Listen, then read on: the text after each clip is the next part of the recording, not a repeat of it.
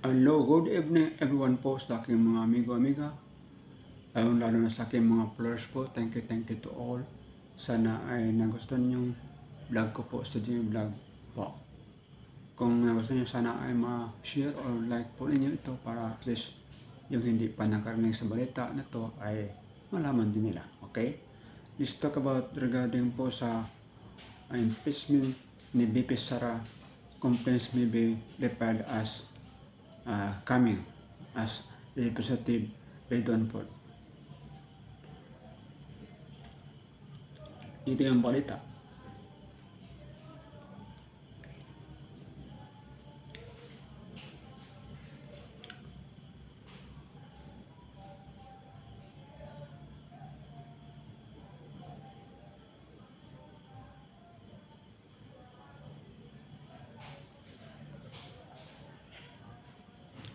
The impeachment complaint that was filed against Vice President Sara Duterte last year may be referred as S.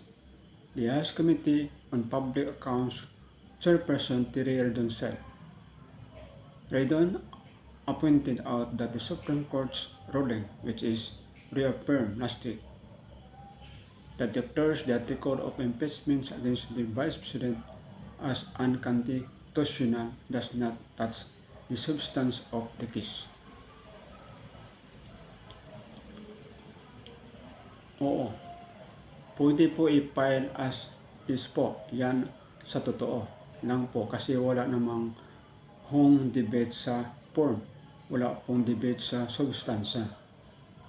Sa Bicol, Saro Party List po, Representative said as a new forum on Saturday.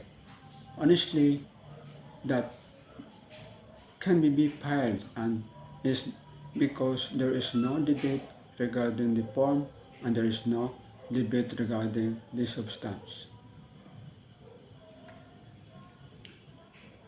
Other stories.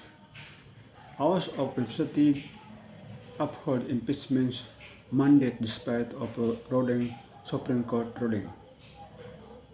Palace. Supreme Court ruling on Sara Duterte impeachment does not absolve accountability.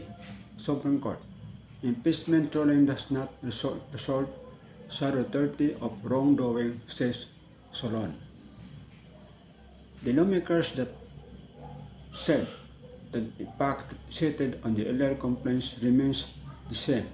So, refiling of Vice President impeachment case, I don't think the facts that changed form last year, we're still going to be talking about the use of confidential funds and their threat against the President and the First Lady and the former House Speaker, Redon added. However, Redon said that it remains unclear if there will be additional complaints this time.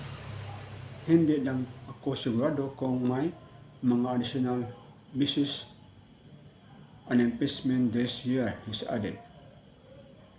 I'm just sure if there is additional grounds for impeachment this year.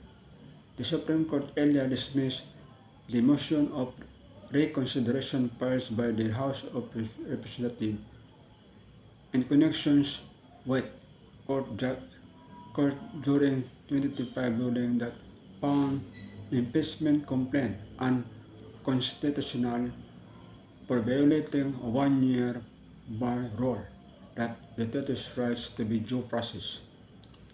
In the resolution, the Supreme Court affirmed that the House has the sole prerogative to initiate impeachment complaints the promulgate rules.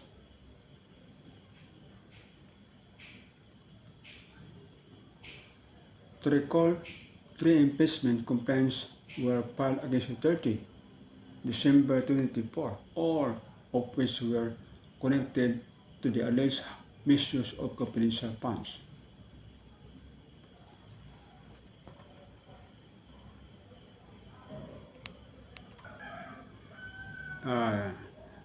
Regarding po sa what you could Ghost Project Pilipinas sa ngayon po ay marami pa yatang kinakasuhan at wala pa nakulong na ganun sa kasong what you call Ghost Project. Yung malaking isda po hindi pa na nahuli. Yung nahuli po ay mga hindi pang malaking isda. So yan po ang problema ngayon sa administrasyon kung paano mabutyag po ang Ghost Project. Dahil of course Ghost Project means fully paid. That is what you call sabuatan yan sa what you call engineer, contractor, pasti, congressman. Hindi pa pwede yan sa walang sabuatan dyan. That is syndicate project ng what you call Ghost Project. So again, thank you sa inyong lahat. Mag-ingat po, take care. Sana ay magustuhan yung project nito. Dahil nga sa project nito ay maraming kalakuhan na what you call Ghost Project na what you call garapal na project sa what you call DPWH na in 2025 ang budget po sa DPWH is 1.1 trillion po. Yan po ang maraming pera po. So again, thank you everyone. Bye bye. God bless.